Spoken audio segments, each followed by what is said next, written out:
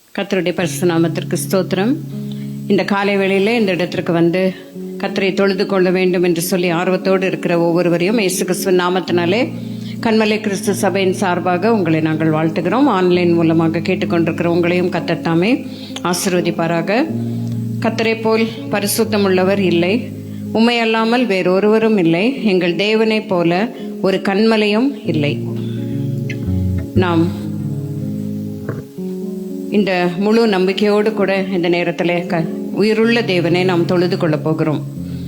நாம் ஏதோ ஒரு பேசாத தெய்வத்தை, ஒரு கிரியை செய்யாத ஒரு தெய்வத்தை நாம் வணங்கி கொண்டிருக்கவில்லை. அவர் பரிசுத்தம் உள்ளவர், அவர் கன்மலையானவர்.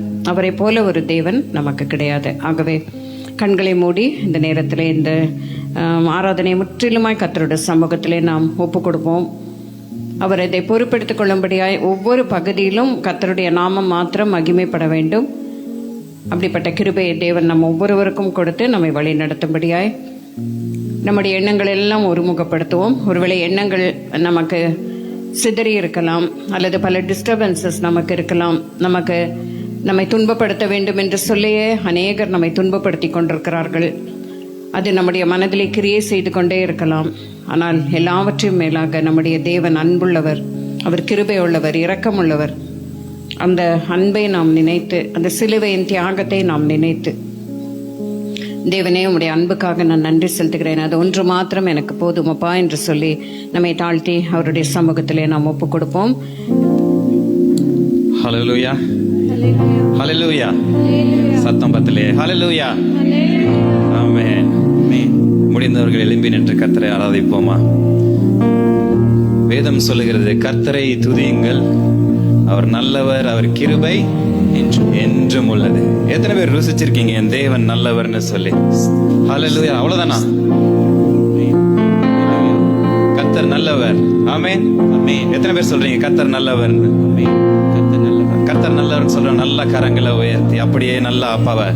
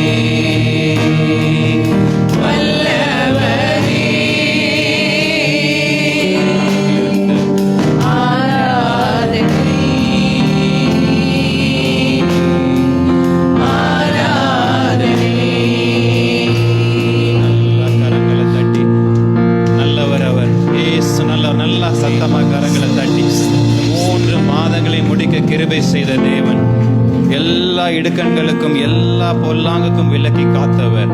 என்னை மாத்திரம் அல்ல, என்னை, என் குடும்பத்தையும், எனக்கு உண்டான யாவையும் பாதுகாத்த என் தேவன்.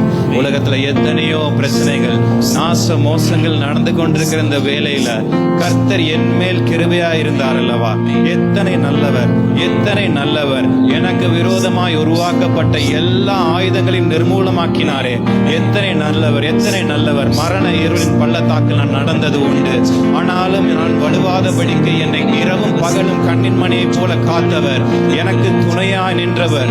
நான் விழும்படி சத்துருவனை தள்ளின போதும் என்னை தமது வலது கரத்தினால் தாங்கினவர். அவர் நல்லவர், நல்லவர். துதிங்க, துதிங்க, துதிங்க, துதிங்க. உண்மையாய் கூப்பிடுகிறவன் இடத்தில் சமீபமாய் இருக்கிறேன் சொல்லியிருக்கிறார்.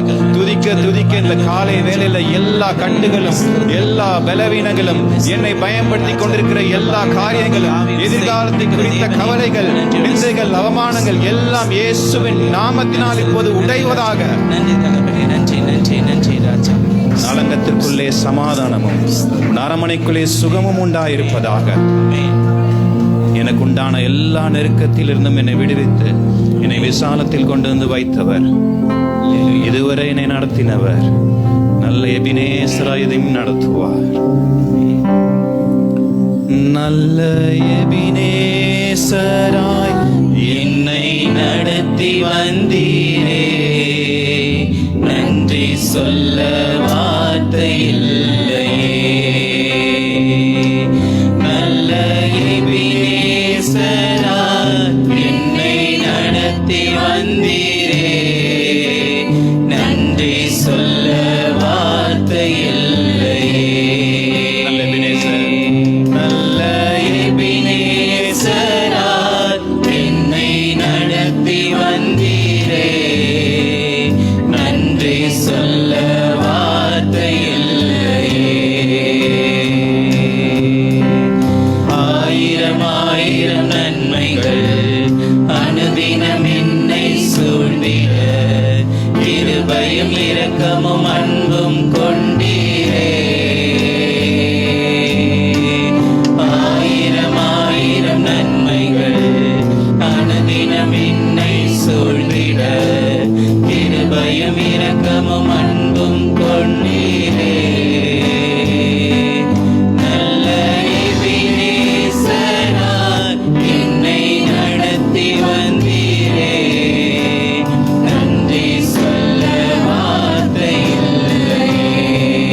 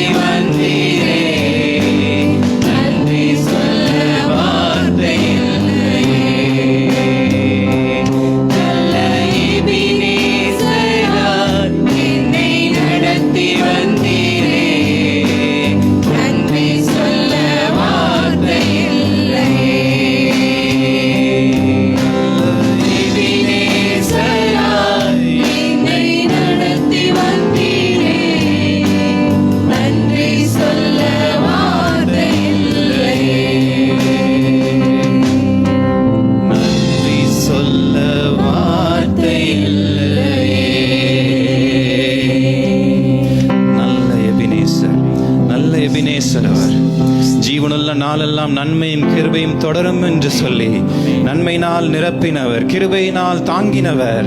நான் சிறுமைப்பட்ட நாட்களுக்கும் துன்பத்தை கண்ட வருஷங்களுக்கும் சரியா என்னை மகிழ்ச்சி ஆக்குவார்.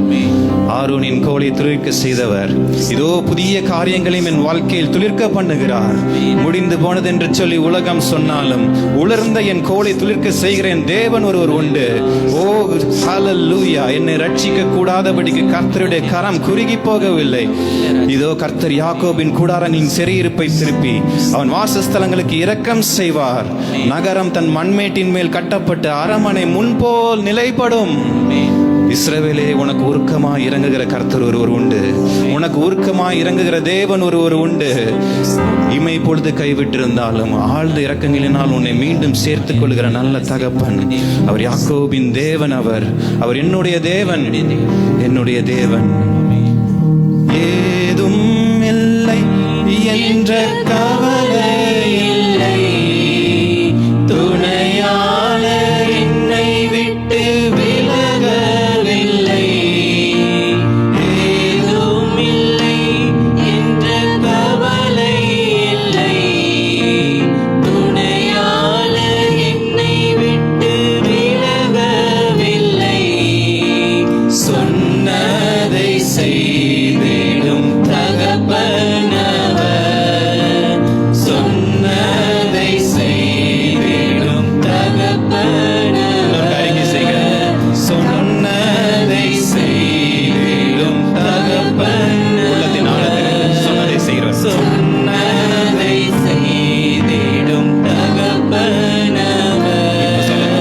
நம்புவேன் இறுதி வரை, நம்புவேன் இறுதி வரை. உண்மையா சொல்லுவீங்களா? நம்புவேன்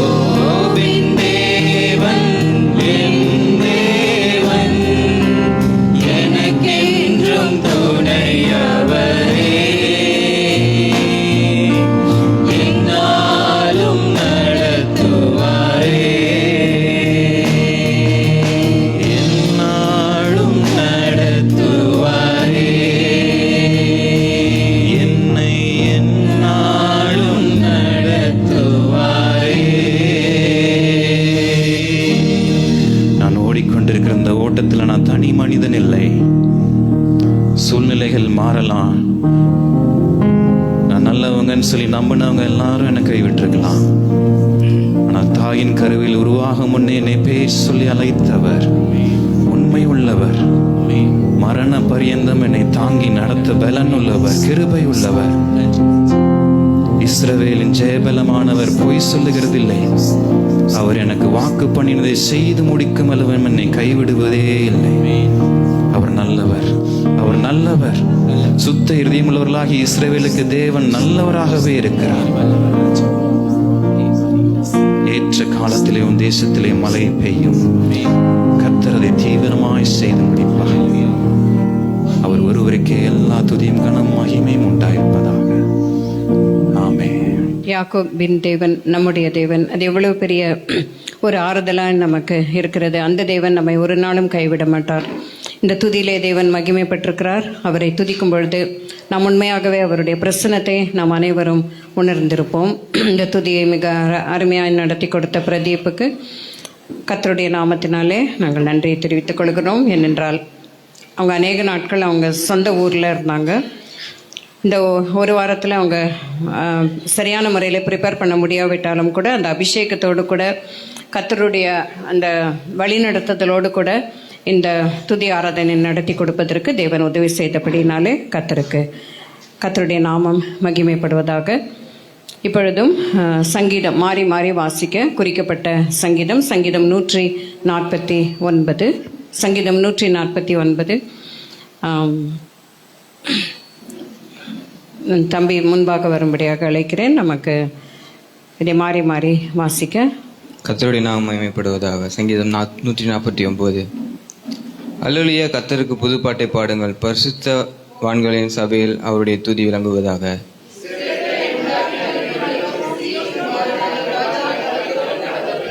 அவருடைய நாமத்தை நடனத்தோடு துதித்து தம்புரினாலும் கிணத்தினாலும் அவரை கீர்த்தனம் பண்ணுங்கள்.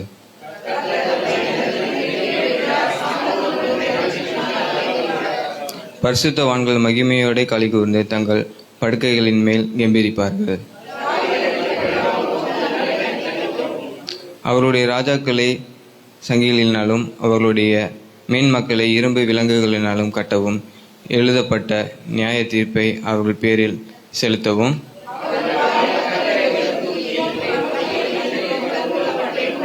எல்லாரும் சேர்ந்து படிக்கலாம். இந்த கணம் அவருடைய பரிசுத்தவான்கள் அவர்கள் உண்மையாகும். அல்லேலூயா, ஆமென். கர்த்தருடைய பரிசுத்த நாமத்துக்கு மகிமை உண்டாகட்டும். இந்த ஓய்வு நாளிலும் நாம் ஒருமனப்பட்டு கூடி ஆண்டவருடைய நாமத்தை மகிமைப்படுத்த தேவன் கொடுத்த கிருபைக்காக நன்றி சொல்லுவோம். உங்கள் முகங்களை பார்ப்பது எனக்கும் மிகவும் மகிழ்ச்சியாக இருக்கிறது. தேவன் தாமே இந்த நாளின் ஜீவ வார்த்தையை ஆசீர்வதிப்பாராக. ஆதியாகமத்தின் புத்தகம் 28வது அதிகாரம் 10வது வசனத்திலிருந்து நாம் வாசிக்க போகிறோம். தேவனுடைய வார்த்தையை வாசிக்கும் போது வைராக்கியமாய் என்னோடு கூட இணைந்து வாசியுங்கள். ஆதியாகமம் 28வது அதிகாரம் 10வது வசனத்திலிருந்து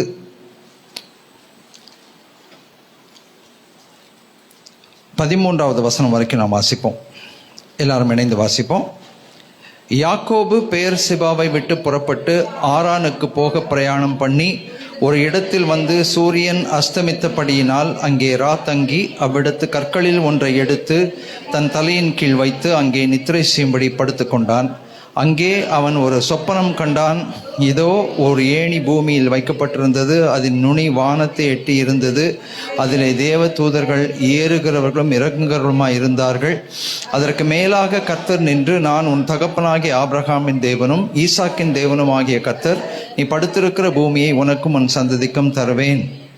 அடுத்த வசனம் வாசிப்போம். உன் சந்ததி பூமியின் தூளை போல் இருக்கும். நீ மேற்கேயும் கிழக்கேயும் வடக்கேயும் தெற்கேயும் பரம்புவாய். உனக்குள்ளும் உன் சந்ததிக்குள்ளும் பூமியின் வம்சங்கள் எல்லாம் ஆசீர்வதிக்கப்படும். அதோட நம்ம ஸ்டாப் பண்ணிப்போம். அப்புறமா நம்ம பரப்போம். இது எந்த சூழ்நிலையிலே நடக்கிறது என்று உங்களுக்கு தெரியும். தன்னுடைய சகோதரனாகிய ஏசாவை தந்திரமாக ஏமாற்றி சேஷ்டபுத்திர பாகத்தை பெற்றுக்கொள்ள வேண்டும் என்று நினைத்து தாய்க்கு செல்லப்பிள்ளையாயிருந்த அந்த யாக்கோபு தன் உயிருக்கு பயந்து இப்பொழுது ஓடிக்கொண்டிருக்கிறான். நம் வாழ்க்கையிலும் சில நேரத்தில் சில காரியங்களை சாதித்து விடலாம் என்று நாம் நினைத்து, பெற்றுக்கொண்டு விடலாம் என்று நினைத்து நாம் சில முயற்சிகளை செய்வோம். சில நேரத்தில் சில தந்திரமான காரியங்களை கூட நாம் செய்ய முடியும், குறுக்கு வழியிலே போக முடியும். ஆனால் அதனுடைய முடிவு ஏமாற்றமாகவும் தோல்வியாகவும் மாறும்போதுதான் நாம் செய்திருக்கிற காரியம் நன்மையானது அல்லவென்றும் கர்த்தருக்கு பிரியமானது அல்லவென்றும் சில வேளைகளிலே நாம் புரிந்து கொள்வோம். அதற்கு முந்தின இரவு வரைக்கும் தன் தாய்க்கு செல்ல பிள்ளையாயிருந்து தாயுடைய மடியிலே தன் தலையை வைத்து படுத்துக்கொண்டு சந்தோஷமாய் இருந்த ஒரு யாக்கோபு. ஆனால் உயிருக்கு பயந்து இப்போ தனிமையிலே தன் தகப்பனை விட்டு முதல் முறையாக வீட்டை விட்டு வெளியிலே ஓடுகிறார். அந்த சூழ்நிலை நீங்கள் கொஞ்சம் மனசில் யோசித்து பார்த்தா தெரியும். பயம், கலக்கம், திகில், எங்கே போகிறேன்னு தெரியாது.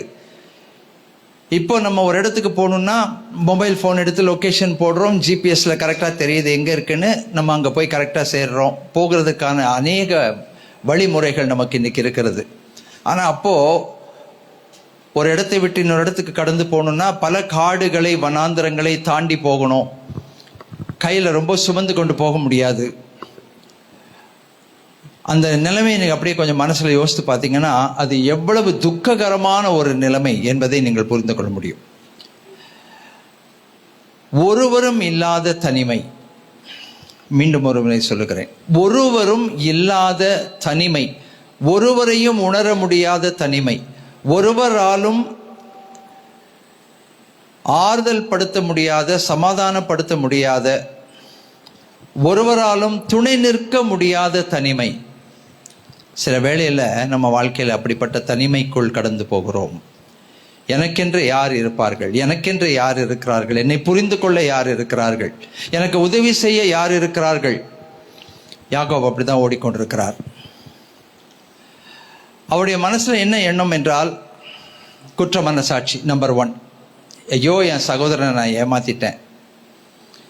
2வது, என் சகோதரனை நான் ஏமாற்றியதுனாலே எனக்கு வந்த விதி. இன்றைக்கு என் தாய் தகப்பனுடைய வீட்டை விட்டு நான் ஓடிக்கொண்டிருக்கிறேன். 3வது, தனிமைப்படுத்தப்பட்டிருக்கிறேன். எங்கே போவேன் என்று தெரியாது, போகிற இடத்துல என்ன நடக்கும் என்று தெரியாது, போக வேண்டிய இடத்திற்கு போய் சேருவேனா என்ற நிச்சயமே கிடையாது. என்ன வேண்டுமானாலும் நடக்கலாம். 3 காரியங்களை ஞாபகப்படுத்துகிறேன். முதலாவது, தவறு செய்து விட்டோம் என்கின்ற குற்ற மனசாட்சி. 2வது, எல்லாவற்றையும் இழந்து விட்டேனே என்ற ஆதங்கம். ஐயோ அவசரப்பட்டு செய்துட்டேனே, எல்லாவற்றையும் இழந்து விட்டேனே. 3வது, தனிமைப்படுத்தப்பட்டு விட்டேனே. இப்படிப்பட்ட பயங்கள், கலக்கங்கள் சூழ்ந்து கொண்டிருக்கும் போது இன்னொரு பிரச்சனையும் வருகிறது. இரவு வந்து விடுகிறது. இரவு வந்து விடுகிறது. என்ன நடக்கிறது? கர்த்தருடைய வார்த்தை சொல்லுகிறது, சூரியன் அஸ்தமித்தபடியினால். சில வேளைகளில் நம்முடைய வாழ்க்கையிலே சூரியன் அஸ்தமித்து விடுகிறது, இருள் வந்து விடுகிறது, பாதை தெரியவில்லை, கலக்கம், திகில், பயம், என்ன நடக்குமோ, உயிருக்கும் பயம். அங்கே பார்த்தீங்கன்னா கற்களில் ஒன்றை எடுத்து தன் தலையின் கீழ் வைத்து நித்திரை செய்யும்படி படுத்து கொண்டான். இது எனக்கு கொஞ்சம் ஆச்சரியமாக இருக்கிறது. ஏனென்றால் கையில் எப்படியும் கொஞ்சம் துணிமணி இருந்திருக்கும். நம்மளாம் என்ன பண்ணுவோம், துணிமணி எடுத்து தலையில் வச்சுருப்போம். கண்டிப்பாக என்ன இருக்கோ அதை சுருட்டி உருட்டி ஒரு தலைகாணி மாதிரி பண்ணி. ஆனால் அவர் ஒரு கல்லை எடுத்து வைத்து கொள்ளுகிறார். அது ரொம்ப ஆச்சரியமாக இருக்கிறது. யாராவது ஒருத்தர் வந்து தலையணைக்கு கல் வைப்பாங்களா? நல்ல யோசித்து என்னைக்காவது யோசித்து பார்த்துருக்கீங்களா? தலையணைக்கு யாராவது ஒரு கல் வைப்பாங்களா? கல் தரையில் கூட படுத்துக்கலாம், தலையணை இல்லாமல் படுத்துக்கொள்ளலாம். ஆனால் யாக்கோபு ஒரு கல்லை எடுத்து தன் தலைக்கு கீழ் வைத்துக் கொள்கிறார். அதுக்கு ஒரு அர்த்தம் இருக்கிறது, அதற்கு ஒரு காரணம் இருக்கிறது. அப்படி படுத்துக்கொள்கிற வேளையிலே ஒரு சொப்பனத்தை காண்கிறார். இதோ ஒரு ஏணி பூமியின் மேல் வைக்கப்பட்டிருந்தது. இதெல்லாம் நீங்கள் மனசில் அப்படியே கொஞ்சம் உருவகப்படுத்தி பார்க்கணும், இமேஜின் பண்ணி பார்க்கணும், கற்பனை பண்ணி பார்க்கணும். ஒரு ஏணி வைக்கப்பட்டிருந்தது, அதனுடைய நுனி வானத்தை எட்டி இருந்தது. அதிலே தேவ தூதர்கள் ஏறுகிறவர்களும் இறங்குகிறவர்களுமாய் இருந்தார்கள். ஒரே ஏணி தான், 2 ஏணி கிடையாது, ஒரு ஏணி. அந்த ஏணி வானத்தை எட்டி இருக்கு நுனி. அந்த அந்த ஏணியில ஒரு பக்கம் தேவ தூதர்கள் இறங்கி கொண்டிருக்கிறார்கள், இன்னொரு பக்கம் இறங்கின தூதர்கள் ஏறி கொண்டிருக்கிறார்கள். அப்ப எவ்வளவு பெரிய ஏணியா இருக்கணும் அதை யோசித்து பார்க்கணும். பெரிய ஏணி. அதற்கு மேலாக கர்த்தர் நின்று கொண்டிருந்து சொன்ன வார்த்தை என்ன தெரியுமா? நான் உன் தகப்பனாகிய ஆபிரகாமின் தேவனும் ஈசாக்கின் தேவனும் ஆகிய கர்த்தர், நீ படுத்திருக்கிற பூமியை உனக்கும் உன் சந்ததிக்கும் தருவேன். ஹல்லேலூயா. அருமையான தேவஜனமே, நம்முடைய வாழ்க்கையில நாம் கடந்து போகிற எதுவாய் இருந்தாலும் சரி, சில நேரத்தில் நம்ம தவறு செய்து குற்ற மனசாட்சிக்குள்ள போகும்போதும் சரி, உள்ளதை இழந்து ஒன்றும் இல்லாதவர்களாய் நாம் வாழ்க்கையிலே காணப்பட்டாலும் சரி, அல்லது தனிமைப்படுத்தப்பட்டிருந்தாலும் சரி, ஒரு காரியத்தை நம்ம மறக்கக்கூடாது. தேவ பிரசனம் எப்பொழுதும் நம்மோடு தான் இருக்கிறது. அல்லேலூயா. ஏனென்றால் வாக்குத்தத்தம் பண்ணினவர் உண்மையுள்ளவர். அவர் சொன்னாரு, நான் உன்னை விட்டு விலகுவதும் இல்லை, உன்னை கைப்படுவதும் இல்லை. எங்கே நாம இருந்தாலும், என்ன நம்ம கடந்து போனாலும், சில நேரத்தில் நம்ம என்ன கடந்து போனோம்னு மற்றவங்க கிட்ட நம்ம சொல்ல முடியாது, வாயை திறந்து பேச முடியாது, அதை யார்கிட்டையும் வெளிப்படையா சொல்ல முடியாது. அவ்வளவு உள்ளுக்குள்ள வேதனைகளும் துன்பங்களும் பாரங்களும் கஷ்டங்களும் இருக்கும், போராட்டங்கள் இருக்கும். அப்படிப்பட்ட நேரத்திலும் ஒரு காரியத்தை மறந்து விடக்கூடாது. நம்மை உருவாக்கி படைத்து நாமம் தரித்த தேவன் நம்மோடு கூட தான் இருக்கிறார். அல்லேலூயா. நான் கடந்து போகிற பாதையில நான் என்ன கடந்து போகிறேன் என்று அவருக்கு நன்றாக தெரியும். நான் போகிற வழியை அவர் அறிவார். யோபு சொல்றார், சில வேளைகளிலே சிட்சிக்கப்படுகிறோம், சில வேளைகளிலே துன்புறுத்தப்படுகிறோம், சில வேளைகளிலே நாம் அச்சுறுத்தப்படுகிறோம், சில வேளைகளில் நம்ம வாழ்க்கையில நோக்கங்கள் அறியாமல் இருக்கிறோம். நாளைக்கு என்ன நடக்கும்னு தெரியாது. பயங்கள் கலக்கங்கள் சில நேரத்தில் சூழ்ந்து கொள்கிறது. அப்பொழுதெல்லாம் நாம் உறுதிப்படுத்திக் கொள்ள வேண்டிய ஒன்று இருக்கிறது. அது என்ன தெரியுமா? என் தேவன், எனக்கு வாக்குத்தத்தம் செய்த தேவன் என்னோடு கூட தான் இருக்கிறார். மனுஷர்கள் இருப்பாங்க, இருக்க மாட்டாங்க. இன்றைக்கு இருப்பாங்க, நாளைக்கு இருக்க மாட்டாங்க. இன்னைக்கு இருக்கிறேன் என்று சொல்கிறவர்கள் நாளைக்கு இருக்க மாட்டாங்க. ஆனால் அவரோ எப்பொழுதும் நம்மோடு இருக்கிறார். இந்த கலங்கி தவித்து திகைத்த இந்த யாக்கோபுக்கு ஆண்டவர் அந்த ஒரு காரியத்தை வெளிப்படுத்துகிறார். மகனே, உன் தகப்பனாகிய ஆபிரகாம் ஈசாக்கினுடைய தேவன் நான் உன்னோடு கூட தான் இருக்கிறேன். அவர்களுக்கு நான் செய்த வாக்குத்தத்தத்தை உன்னுடைய வாழ்க்கையில நான் நிறைவேற்றத்தான் போகிறேன். உனக்கு நான் செய்த வாக்குத்தத்தங்களையும் நான் நிறைவேற்ற போகிறேன். உன்னுடைய தகுதி அதற்கு ஒரு இடைஞ்சலாக இருக்காது. உன்னுடைய குறைவு அதற்கு ஒரு இடைஞ்சலாக இருக்காது. உன்னுடைய இயலாமை என்னுடைய திருவுள சித்தத்தை உன் வாழ்க்கையிலே நான் நிறைவேற்றுவதற்கு ஒரு குறையாக இருக்காது. ஏன் தெரியுமா? நான் உன்னை தகுதிப்படுத்துவேன். அதை நிறைவேற்றி முடிக்க நான் உன்னை தகுதிப்படுத்துவேன். அதை செய்து முடிக்க உன் நிலையை நான் உயர்த்துவேன். உன்னுடைய குற்ற மனசாட்சியை என் பரிசுத்த இரத்தத்தினால் கழுவி சுத்திகரித்து உன்னை பரிசுத்தப்படுத்துவேன். நீ செய்த தவறை நீ உணரும் போது உன்னுடைய அந்த உணர்வை நான் ஏற்றுக்கொள்கிறேன். நான் உன்னோடு கூட தான் இருக்கிறேன். நான் உனக்கு சொன்ன காரியங்களை நான் நிறைவேற்றும் அளவும் செய்து முடிக்கும் அளவும் நான் உன்னோடு கூட தான் இருக்கிறேன். ஆமென். முதலாவது சொல்லுகிறார், நீ படுத்திருக்கிற பூமியை உனக்கு உன் சந்ததிக்கு கொடுப்பேன். இரண்டாவது சொல்லுகிறார், உன் சந்ததி பூமியின் தூளை போல இருக்கும். நீ மேற்கேயும் கிழக்கேயும் வடக்கேயும் தெற்கேயும் பரம்புவாய். உனக்குள்ளும் உன் சந்ததிக்குள்ளும் பூமியின் வம்சங்கள் எல்லாம் ஆசீர்வதிக்கப்படும். அப்புறம் என்ன சொல்றாரு? வாசிப்போம், சேர்ந்து வாசிப்போம். 19வது வசனத்திலிருந்து 15வது வசனத்திலிருந்து, நான் உன்னோடு இருந்து நீ போகிற இடத்திலெல்லாம் உன்னை காத்து இந்த தேசத்துக்கு உன்னை திரும்பி வர பண்ணுவேன். நான் உனக்கு சொன்னதை செய்யும் அளவும் உன்னை கைவிடுதலை என்றார். ஹல்லேலூயா. நான் உன்னோடு தான் இருப்பேன். நீ போகிற இடத்திலெல்லாம் உன்னை நான் காப்பேன். உன்னை நான் கைவிட மாட்டேன். என் நோக்கங்கள் உன் வாழ்க்கையிலே நிறைவேறுகிற வரைக்கும், என்னுடைய திருவுள சித்தம் உன் வாழ்க்கையிலே நிறைவேறுகிற வரைக்கும் நான் கண்டிப்பா உன்னோடு கூட தான் இருப்பேன். திரும்பி இந்த தேசத்துக்கு உன்னை திரும்பி வர பண்ணுவேன். உனக்கு நான் சொன்னதை செய்யும் அளவும் உன்னை நான் கைவிடுவேன். ஹல்லேலூயா. கைவிடுவதில்லை.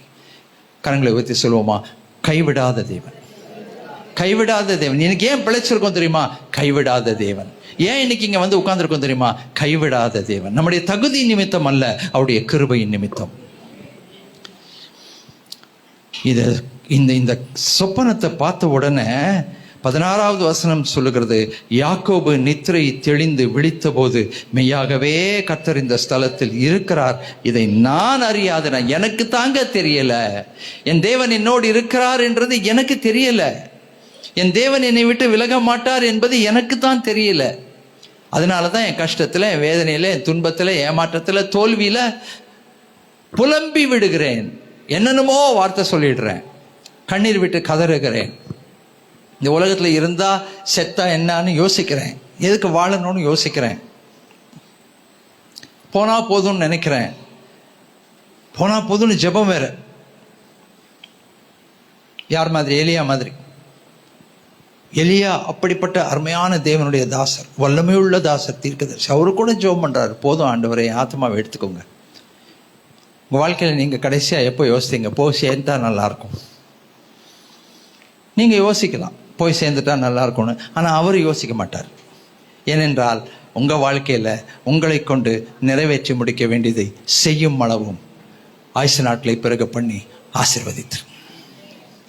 அவர் மனசு வச்சிருந்தாருன்னா கோவிட்ல 10ஓட 11 அத்தோட நீ ஒன்று நம்மளை சேர்த்து எடுத்துன்னு போயிருக்கலாம். ஒரு பிளாஸ்டிக் கவர்ல நம்மளை கட்டி குப்பை தொட்டியில் குப்பையை போடுற மாதிரி கொண்டு போய் போட்டிருப்பாங்க. பார்த்தீங்க நீங்க அந்த காட்சியெல்லாம் நீங்க பார்த்து மறக்கக்கூடாது. அந்த காட்சியெல்லாம் தூக்கிட்டு போய் ஒரு ஒரு ஒரு கனத்தோடு ஒரு ஒரு ஒரு மரியாதையோடு அடக்கம் பண்ண வேண்டிய ஒரு சரீரத்தை எப்படி கொண்டு போய் போட்டாங்கன்னு நீங்க பார்த்தீங்க. பெரிய குழியை தோண்டி மொத்தமா போட்டு. பாவம், அவங்க என்ன செய்வாங்க? அப்படிப்பட்ட காலம். அப்படி செய்தவர்களை கர்த்தர் ஆசீர்வதிப்பாராக. அப்பவே போயிருக்கலாமே, நம்ம மனசு வச்சிருந்தா கர்த்தர் எடுத்துக்கொண்டு போயிருப்பாரே. ஒரு சகோதரர் ரொம்ப வேதனையோட, துன்பத்தோட, துக்கத்தோட என்கிட்ட சொன்னார். அவருக்கு வயசு எப்படி ஒரு 75 வயசு இருக்கும். அவர் சொன்னார், பாஸ்டர், என்னுடைய வாழ்க்கையில கஷ்டத்துல, வேதனையில, துன்பத்துல, என்னுடைய சரீர உபாதைகள்ல, கோவிட்ல எவ்வளவோ செத்து போயிடணும்னு தற்கொலை பண்றதுக்கு மனசு இல்லாதனால கோவிட் எங்கெல்லாமே இருக்கோ, யார்கிட்டலாம் இருக்கோ அவங்க கிட்டலாம் போய் உட்கார்ந்தேன். போயிடலான்னு வந்துடும், போயிடலான்னு ஆஸ்பத்திரியில் போய் உட்கார்ந்தேன். பாஸ்டர், என் கண்ணுக்கு முன்னாடியே போயிட்டு வந்துகிட்டு இருந்தாங்க. போயிடணும்னு நினைச்சேன் பாஸ்டர், ஒரு சளி கூட பிடிக்கல பாஸ்டர். அப்பதான் தெரிஞ்சுக்கிட்டேன், நான் உயிர் வாழ வேண்டும் என்று என்னை உருவாக்கின தேவன் விரும்புகிறார். என்னை கொண்டு சில காரியத்தை செய்வார்னு அன்னைக்கு நம்பினேன் பாஸ்டர். அதற்கு பிறகு கர்த்தருடைய செயல்பாடுகளை பார்த்தேன். சாட்சி சொன்னார். அருமையான தெய்வஜனமே, மனசை தொட்டு சொல்லுங்க. இந்த உலகத்தில் வாழணும்னு நீங்க நினைச்சிருக்கீங்களா? இல்லை கண்ணை மூடிட்டா நல்லா இருக்கும்னு நினைச்சிங்களா? வாழ்றதை விட சாவுறது பெட்டர்னு என்னைக்காவது நினைச்சிருந்தீங்கன்னா, இன்னைக்கு தேவன் உங்களோடு பேசி கொண்டிருக்கிறார். இன்றைக்கு தேவன் உங்களோடு கூட பேசி கொண்டிருக்கிறார். நீங்கள் வாழ வேண்டும் என்று உங்களை உருவாக்கினவர் விரும்புகிறார். நீங்கள் இருக்கணும்ன்றதான் விரும்புகிறார். ஏனென்றால் உங்கள் கையில கொடுத்த பொறுப்புகளை அதே தான் சொல்றாரு இவர். மெய்யாகவே கர்த்தர் இந்த ஸ்தலத்தில் இருக்கிறார். எனக்கு தான் அது தெரியல, நான் தான் அதை நினைக்கல. பயந்து இந்த ஸ்தலம் எவ்வளவு பயங்கரமா இருக்கிறது, இது தேவனுடைய வீடு அல்லாமல் வேறல்ல, இது வானத்தின் வாசல் என்றான். அதிகாலையில் யாக்கோபு எழுந்து, கவனிங்க இப்போ, ஏன் அந்த கல்லு? தன் தலையின் கீழ் வைத்திருந்த கல்லை எடுத்து அதை தூணாக நிறுத்தி அதன் மேல் எண்ணெய் வார்த்து அந்த ஸ்தலத்திற்கு பெத்தேல் என்று பெயரிட்டான். ஹல்லேலூயா. இப்ப தெரியுதா எதுக்கு கல்லுன்னு? அந்த கல் என்னை காப்பாற்றினா அடுத்த நாள் காலையில் நான் என்ன பண்ணுவேன்? அந்த கல்லை தூணாக நிறுத்துவேன், அதுக்கு மேலே எண்ணெய் வார்ப்பேன், அதற்கு ஒரு பெயரை நான் வைப்பேன், பெத்தேல். இது தேவனுடைய வீடு, இது தேவனுடைய வாசஸ்தலம். அதுக்கு என்ன பேர் இருந்துச்சு அதுக்கு முன்னால? அதற்கு முன்னே ஊருக்கு லூஸ் என்னும் பேர் இருந்தது. நம்மளுக்கெல்லாம் ஆண்டவரை ஏற்றுக்கொள்றதுக்கு முந்தி அப்படிதான் இருந்துச்சு பேர். எல்லாம் லூஸ். டைட் பண்ணார், வந்து எல்லாத்தையும் டைட் பண்ணார். எங்கெங்கே டைட் பண்ணுமோ அங்கெல்லாம் டைட் பண்ணார். ஆண்டவரை ஏற்றுக்கொள்றதுக்கு முந்தைய என்னென்ன பண்ணிட்டு இருந்தீங்கன்னு யோசித்து பாருங்க. புகை, அது ஸ்டைலா, அதில் ஒரு ஸ்டைல் வேறு, அந்த புகை விடுறதில்ல. அப்புறம்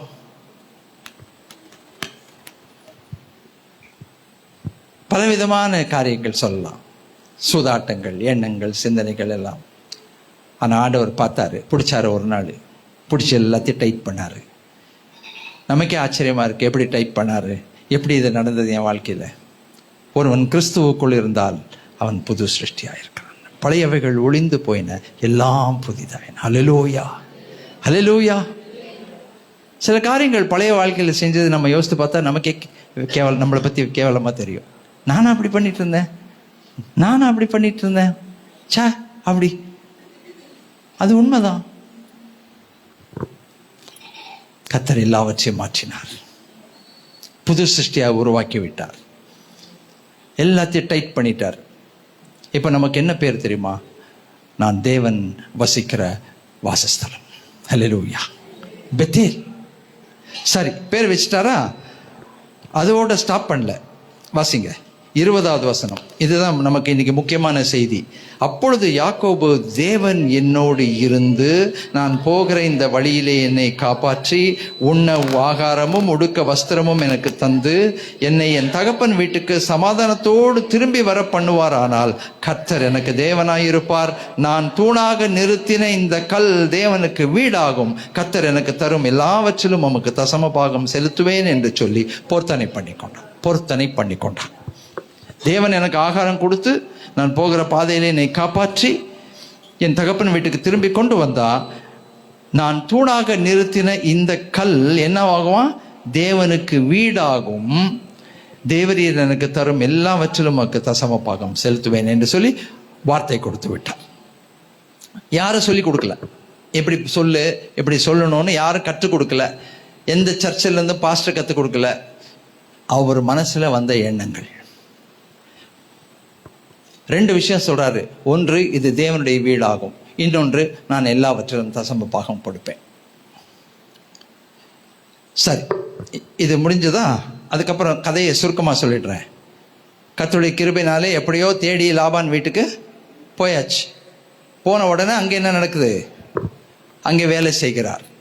எவ்வளோ வருஷம் வேலை செய்கிறாரு, பார்க்குறாரு. அங்கே ஒரு பெண் இருக்குது, தாய் மாமனுக்கு ஒரு பொண்ணு இருக்குது. ரைட்டு, ஓகே, பார்த்தாச்சு, தீர்மானம் பண்ணிட்டார். ரைட்டு அப்படின்னு வேலை செய்கிறார். லாபான் புத்திசாலி. லாபான் என்ன பண்ணுறாரு?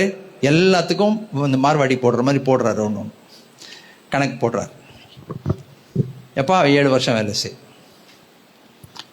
அப்புறம் எல்லாத்தையும் மாத்துறாரு. இதில் லாபம் வந்துச்சுன்னா அதை மாற்றி எப்படி பண்ணுறாரு. அதில் ஒரு ப்ராஃபிட் வந்துச்சுன்னா எப்படியெல்லாம் குறைக்கணுமோ அப்படியெல்லாம் குறைக்கிறார். ஏமாற்றினவன் ஏமாற்றப்படுகிறான். அதில் ரொம்ப ஒர்ஸ்ட்டு ஏமாற்றம் என்னன்னாக்கா, தான் விரும்பினவளை திருமணம் செய்ய வேண்டிய நிலைமையில் காலையில் எந்திரிச்சு பார்த்தா அது தங்கச்சி கிடையாது, அது அக்கா. அது எப்படிப்பட்ட ஏமாற்றமாக இருக்கும் யோசித்து பாருங்க. ஆனால் எனக்கு இது இன்னுமே புரியல. இது கூடவா தெரியாது? இது கூடவா கண்டுபிடிக்க முடியாது? அவருக்கு தெரியல. அந்த அளவுக்கு அன்பு என்ன செஞ்சிச்சு? அவருடைய கண்களை குருடாக்கி விட்டது. இந்த அன்பு சில நேரத்தில் அப்படிதான் கண்களை குருடாக்கி விடும். எதுவுமே தெரியாது, ஒட்டிக்கும், சேர்ந்துக்கும். காலையில் பார்த்தா அக்கா. மாமங்கிட்ட கேட்குறாரு, என்ன? அவன் சொல்கிறான், இங்கே வழக்கம் கிடையாது, மூத்தவங்க இருக்கும்போது இளையவங்களை கொடுக்கறது. ஒன்றும் பிரச்சனை இல்லை, நீ 7 வருஷம் இன்னும் 7 வருஷம் வேலை செய், ஆனால் தங்கச்சியும் கொடுத்துட்றேன். நிறைய பேர் என்ன நினைக்கிறோம் தெரியுமா? அப்புறம் திருப்பி 7 வருஷம் வேலை செஞ்ச பிறகு தான் தங்கையும் கல்யாணம் பண்ணி தர்றாருன்னு நினச்சிப்பீங்க. இல்லை, ஒரே வாரத்தில் தங்கையை கொடுத்துட்றாரு. ஆனால் அந்த தங்கைக்காக இன்னும் எவ்வளோ வேலை செய்யணும்? 7 வருஷம். ஸோ 14 வருஷம் வேலை செய்யணும். தேவையில்லாத ஒன்று வந்து சேர்ந்துருக்குது. அதான் பாட்டு எழுதுனாங்க, இரு பரிவாரம் எனக்கு தந்தீர். நம்ம அப்படி பாடுறதில்லை. நமக்கு ஒரு பரிவாரத்தை வச்சே சமாளிக்க முடியல.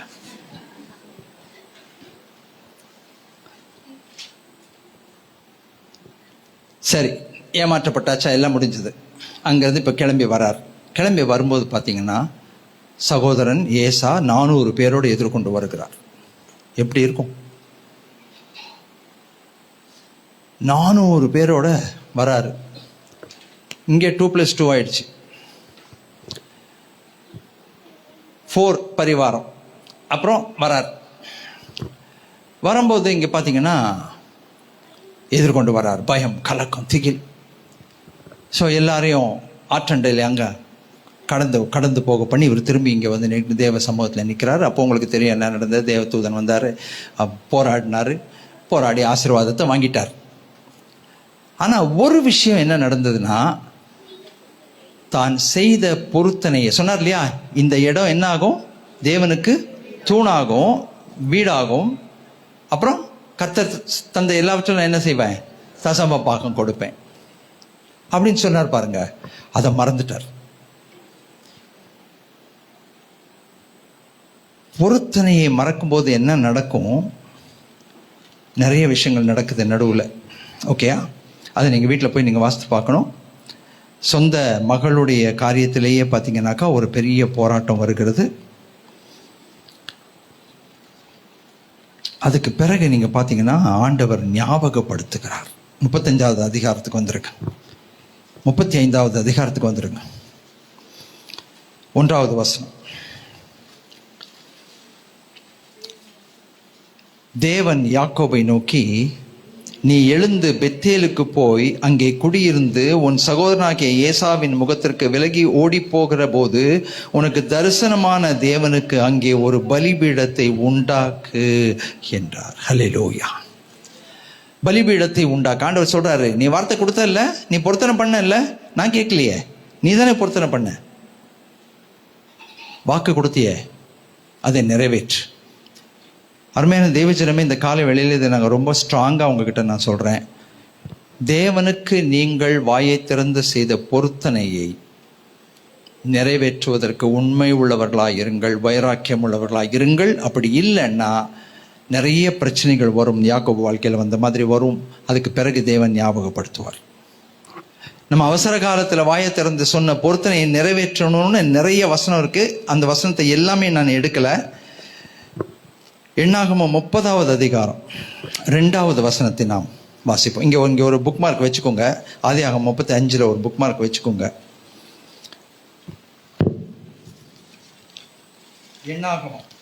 எண்ணாகமம் 30வது அதிகாரம் 2வது வசனம். மைக்கில் யாராவது வாசிங்க தயவு செய்து. எண்ணாகமம் 32. ஒருவன் கர்த்தருக்கு யாதொரு பொருத்தனை பண்ணினாலும் அல்லது யாதொரு காரியத்தை செய்யும்படி ஆணையிட்டு தன் ஆத்துமாவை நிபந்தனைக்கு உட்படுத்தி கொண்டாலும் அவன் சொல் தவறாமல் தன் வாயிலிருந்து புறப்பட்ட வாக்கின்படி எல்லாம் செய்ய கடவன். பாத்தீங்களா, ஒரு பொருத்தனையில எவ்வளவு விஷயம் இருக்கு பாருங்க. ஒருத்தன் பொருத்தனை பண்ணினாலும் சரி, தன்னுடைய காரியத்தை செய்யும்படி ஆணையிட்டு ஆத்துமாவை நிபந்தனைக்குட்படுத்தினாலும் சரி. அதனாலதான் பொருத்தனை ரொம்ப ரொம்ப முக்கியம். தேவன் அதை கேட்கிறார், தேவன் அதை கேட்பார். ஏன்? நம்ம வாயை திறந்து செய்த பொருத்தனை. பிரசங்கி 5வது அதிகாரம் 4வது வசனம் 5வது வசனம். அதையும் வாசிங்க. பிரசங்கி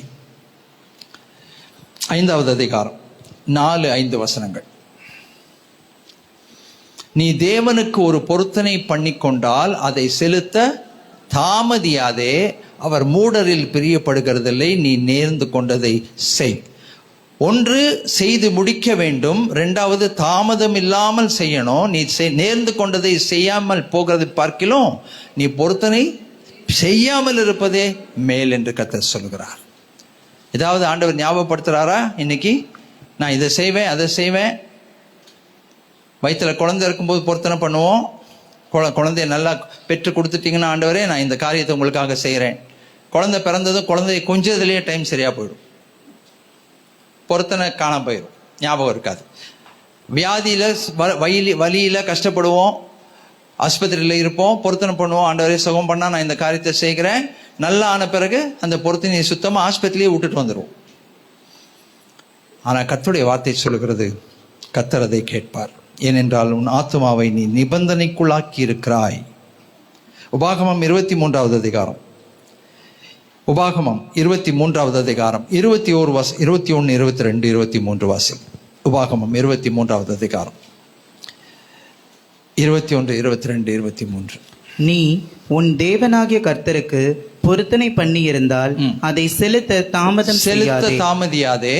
உன் தேவனாகிய கர்த்தர் அதை நிச்சயமாய் உன் கையில் கேட்பார். அது உனக்கு பாவமாகும். நிறைவேற்றலாம், பொருத்தனை நிறைவேற்றலாம், அந்த பாவமாகும். கர்த்தர் அதை கேட்பார், அதை செய்து முடிக்க வேண்டும். அதை கேட்கறது சில நஷ்டங்கள் வரும், சில நேரத்தில் சில நஷ்டங்கள் வரும். அந்த நஷ்டங்கள் வரும்போது நம்ம யோசிப்போம், ஏன் இது வருதுன்னு. அப்புறம் தான் தெரியும், ஓகே, நான் வார்த்தை கொடுத்த ஆண்டவருக்கு அதை நான் காப்பாற்றலை, கர்த்தர் அதை இவ்விதமாக ஞாபகப்படுத்துகிறார். நம்ம எப்படி பொருத்தனை பண்ணோமோ அதை நம்ம அப்படியே செலுத்தணும். பொருத்தனை பண்றது நம்ம அப்படியே செலுத்தணும். ஒருத்தர் ஆண்டவருக்கு பொருத்தனை பண்ணான், ஆண்டவரே இந்த காரியத்தை நீங்கள் எனக்கு செஞ்சீங்கன்னா ஆண்டவரே நான் அதை நான் நிறைவேற்றி உங்களுக்கு நான் கொடுத்துட்றேன், இதை கொடுத்துட்றேன் ஆண்டவர், இவ்வளோ ரூபா கொடுத்துட்றேன் ஆண்டவர்ன்னு சொல்லிட்டு. ஆனால் பொருத்தனை செய்ய வேண்டிய நேரத்தில் என்ன பண்ணுறான், ஒருத்தன் சொல்கிறான் நான் இப்படி பொருத்தனை பண்ணுங்க, இந்த மாதிரி நான் செலுத்தினேன், அப்படியா, ஓகே ஃபைன். இன்னொருத்தர் சொல்கிறான் இந்த பொருத்தனை நான் செய்தேன், பொருத்தனை செய்தை காட்டிலும் அதிகமாக நான் செய்தேன், கர்த்தருக்கு ஸ்தோத்திரம். இவன் சொல்கிறான் நான் அந்த மாதிரிலாம் செய்ய மாட்டேன், நான் என்ன பண்ணுவேன்னா என் கையில் காசு எடுத்துப்பேன், நான் அப்படி தூக்கி போடுவேன், அவர் எவ்வளோ பிடிச்சிக்கிறாரோ பிடிச்சிக்கிட்டோம், கீழே விழுகிறதெல்லாம் எனக்கு. ஸோ அந்த பொருத்தனை பண்ணும்போது கூட கொஞ்சம் ஞானமாக நம்ம பண்ண வேண்டிய அவசியமாக இருக்குது. எப்படி நம்ம வார்த்தை கொடுத்தோமோ அந்த மாதிரி அதை நிறைவேற்றி முடிக்கணும். அதை நிறைவேற்றி முடிக்கலைன்னா பிரச்சனைகள் வரும், போராட்டம் வரும், நஷ்டம் வரும். விசேஷமாக என் வாழ்க்கையில் தனிப்பட்ட முறையில் நான் சொல்லுகிறேன், என் வாழ்க்கையில் ஏதாவது ஒரு காரியம் நஷ்டமாச்சுன்னா, ஒரு பொருள் உடஞ்சி போச்சுன்னா, திடீர்னு பார்த்தீங்கன்னா ஒரு பொருள் உடையும் வீட்டில், நான் உடனே யோசித்து பார்ப்பேன், ஏன் இந்த பொருள் உடைஞ்சது, இந்த பொருள் உடைஞ்சதுக்கும் எனக்கும் எதனா காரணம் இருக்கா. திடீர்னு பைக் ரிப்பேர் ஆகும், ஒரு கார் ரிப்பேர் ஆகும், கார் எங்கன்னா இடிக்கும், ஒரு ஆக்சிடெண்ட் ஆகும். உடனே யோசிப்பேன், நான் ஏதாவது என் சைட்லேருந்து குறை இருந்தால் நான் செய்யணும். அதை உடனே யோசிப்பேன், இம்மீடியட்டாக நான் யோசிப்பேன், ஏன் இந்த நஷ்டத்தை கர்த்தர் என் வாழ்க்கையில் அனுமதித்தார், எதனால் இது நடந்தது, நான் எதிரே குறை உள்ளவனாக இருக்கிறேன், ஏதோ ஒரு காரியத்தை ஆண்டவர் ஞாபகப்படுத்துகிறார். அருமையான தெய்வஜனமே, பொருத்தனை செய்திருந்தால், நீங்கள் பொருத்தனை பண்ணியிருந்தால் அதை நிறைவேற்றாமல் போனால் கர்த்தருடைய வார்த்தை சொல்கிறது அது பாவமாக இருக்கிறது, அது பாவமாக இருக்கிறது. சங்கீதம் 50வது அதிகாரம் 14வது வசனம். சங்கீதங்களின் புத்தகம் 50வது அதிகாரம் 50வது சங்கீதம் 14வது வசனம். நீ தேவனுக்கு ஸ்தோத்திர பலியிட்டு உன்னதமானவருக்கு உன் பொருத்தனைகளை செலுத்தி ஆபத்து காலத்தில் என்னை நோக்கி கூப்பிடு, நான் உன்னை விடுவிப்பேன், நீ என்னை மகிமைப்படுத்துவாய். பார்த்தீங்களா, பொருத்தனை நிறைவேற்றுகிறவர்கள் ஆபத்து காலத்திலே கர்த்தரை நோக்கி கூப்பிடும் போது கர்த்தர் சொல்கிறார், நான் உன்னை விடுவிப்பேன், நீ என்னை மகிமைப்படுத்துவாய். ஸோ இந்த பொருத்தனை செய்து நிறைவேற்றுவர்கள் மீது கர்த்தருடைய கண்கள் ரொம்ப ஆழமாய் பதிந்திருக்கிறது. அவங்களை கர்த்தர் மதிக்கிறார், அவங்களுக்காக எதையும் செய்ய ஆயத்தமாய் இருக்கிறார். அருமையான தெய்வஜனமே, இந்த காலை வேளையிலே பரிசுத்த ஆவியானவர் உங்கள் வாழ்க்கையில் எதையாவது ஞாபகப்படுத்தினா உடனடியாக அதை போய் நிறைவேற்றுவதற்கு உண்மை உள்ளவர்களாய் நீங்கள் இருக்க வேண்டும் என்று அன்போடு கூட உங்களை நான் கேட்டுக்கொள்கிறேன். சங்கீதங்களின் புத்தகம் 66வது அதிகாரம், சங்கீதங்களின் புத்தகம் 66வது அதிகாரம் 13, 14 வசனங்களை எடுங்க. சங்கீதம் 66, 13, 14. சர்வாங்க தகன பலிகளோடே உமது ஆலயத்திற்குள் பிரவேசிப்பேன். சங்கீதக்காரன் சொல்லுகிறார், நான் சர்வாங்க தகன பலிகளோடு உமது ஆலயத்திற்குள் பிரவேசிப்பேன்.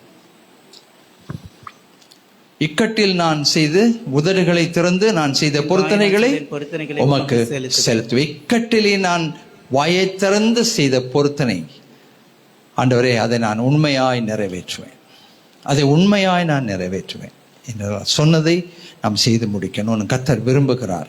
வார்த்தை கொடுத்ததை போலவே நாம் செய்து முடிக்க வேண்டும் என்று கர்த்தர் விரும்புகிறார்.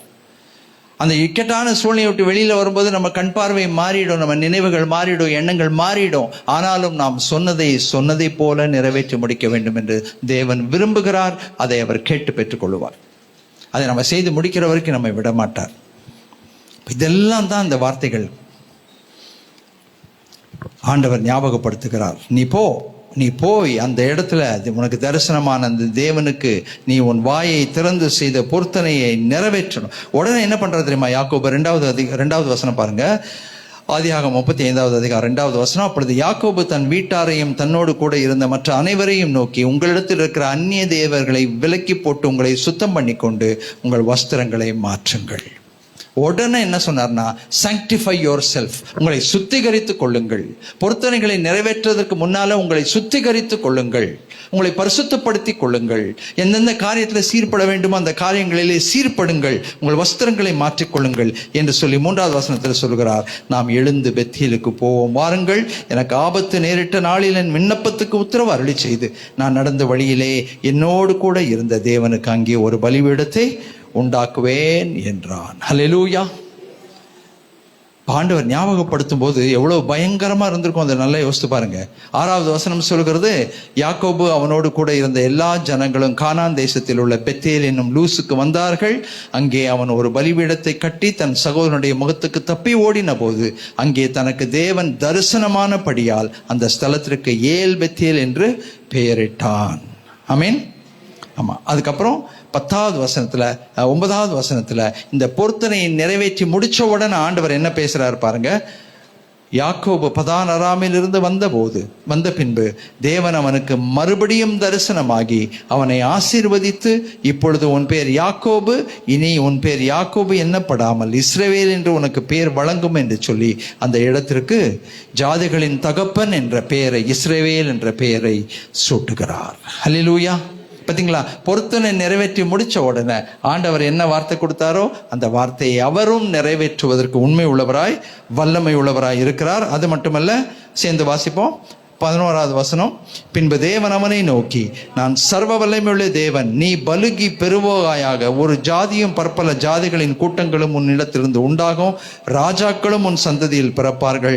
நான் ஆபிரகாமுக்கும் ஈசாக்குக்கும் கொடுத்த தேசத்தை உனக்கு கொடுப்பேன், உனக்கு பின் உன் சந்ததிக்கு இந்த தேசத்தை கொடுப்பேன் என்று சொல்லி தேவன் அவனோடு பேசின ஸ்தலத்தில் இருந்து அவனை விட்டு எழுந்தருளி போனார். அப்பொழுது யாக்கோபு தன்னோடு அவர் பேசின ஸ்தலத்திலே ஒரு கற்றூனை நிறுத்தி அதன் மேல் பானபலியை வார்த்து எண்ணெயையும் வார்த்தான். தேவன் தன்னோடு பேசின அந்த ஸ்தலத்திற்கு யாக்கோபு பெத்தேல் என்று பெயரிட்டான். அதுக்கு பிறகு நீங்க பார்த்தீங்கன்னாக்கா ராகேல் பிள்ளை பெறுகிறாள். அது ஒரு ஒரு ஒரு கடும் வேதனை உண்டாயிருந்ததுன்னு சொல்லி நம்ம பார்க்கிறோம். அங்கே ராகேல் அந்த பிள்ளை பெற்ற பிறகு அவள் இந்த மரித்து போகிறாள் என்று சொல்லி பார்க்கிறோம்.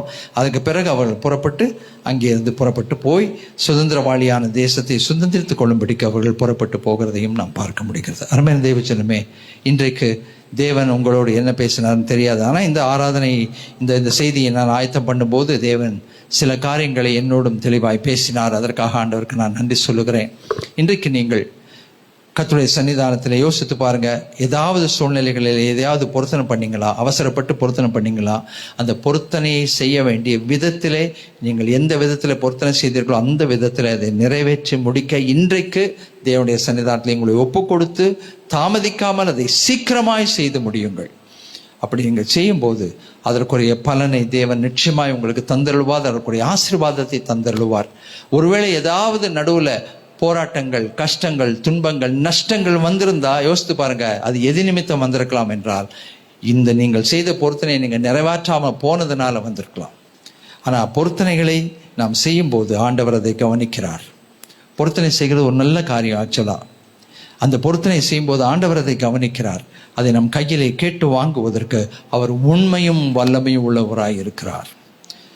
ஆபிரகாம் தன்னுடைய ஒரே மகனை கொண்டு போய் பலியிடுவதற்கு ஒப்பு கொடுத்த போது தேவனுடைய உள்ளம் ஆழமாய் தொடப்பட்டது. அந்த நேரத்தில் அவர் தான் செய்த நினைவு கூர்ந்த பொருத்தனையை நினைவு கூறுகிறார். ஆபிரகாம் தன்னுடைய ஒரே மகனை ஆண்டவர் கேட்டபோது எந்த கேள்வியும் கேட்காம தன்னுடைய மகனை சர்வாங்க தகன பலியாய் ஒப்பு கொடுப்பதற்காக ஒப்பு கொடுத்ததை கண்டு ஆண்டவருடைய உள்ளம் தொடப்பட்டு தேவன் தம்முடைய ஒரே பேரான குமாரனாகிய இயேசுவை விசுவாசிக்கிறவர்கள் கெட்டு போகாமல் நித்திய ஜீவனை அடையும்படி இவ்வுலகத்திலே அவரை தந்து அருளி நம் மீது இவ்வளவாய் அன்பு கூர்ந்தார். ஹல்லேலூயா.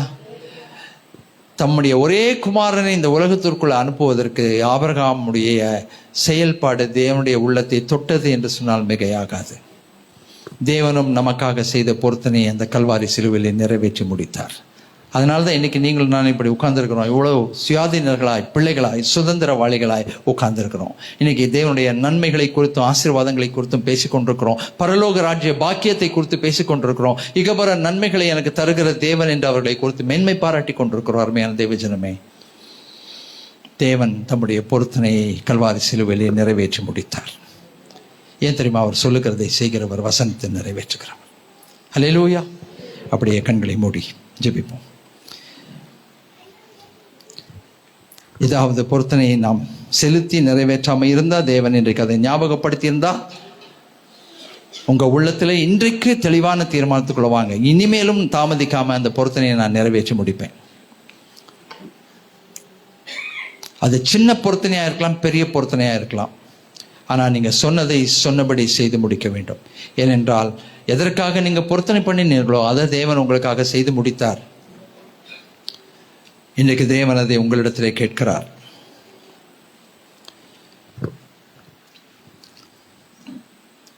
ஆண்டவர்கிட்ட உங்க இருதயத்தை ஒப்பு கொடுத்த சொல்லுங்க. ஆண்டவரே, முதலாவது என்னை மன்னிங்கப்பான்னு சொல்லி கேளுங்க. ஆண்டவரே, நான் வாயை திறந்து பேசினேன், உண்மைதான் ஆண்டவரே, அவசரப்பட்டு பேசினேன். ஆனால் அந்த நேரத்தில் நெருக்கமாக இருந்ததுனால நான் பேசினேன். ஆனால் நான் அதை செய்து முடிக்க உண்மை உள்ளவன் நான் இல்லாமல் போயிட்டேன். ஆண்டவரே, என்னை மன்னிங்கன்னு சொல்லி பாவ மன்னிப்பு கேளுங்க.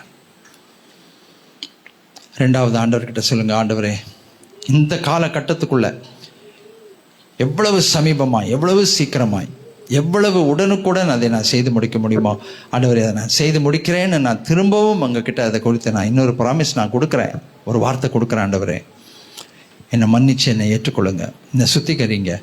நான் அதை செய்து முடிக்க எனக்கு நீங்கள் கிருபை பாராட்டுங்க. அதை நான் செய்து முடிக்கும்போது எத்தனையோ நன்மைகள், ஆசீர்வாதங்களை நீங்கள் எனக்கு தரப்போறீங்க நான் நம்புகிறேன். அந்த கிருபையை நீங்கள் எனக்கு செய்ய போகிறதற்காக உமக்கு நன்றி என்று சொல்லுவோம்.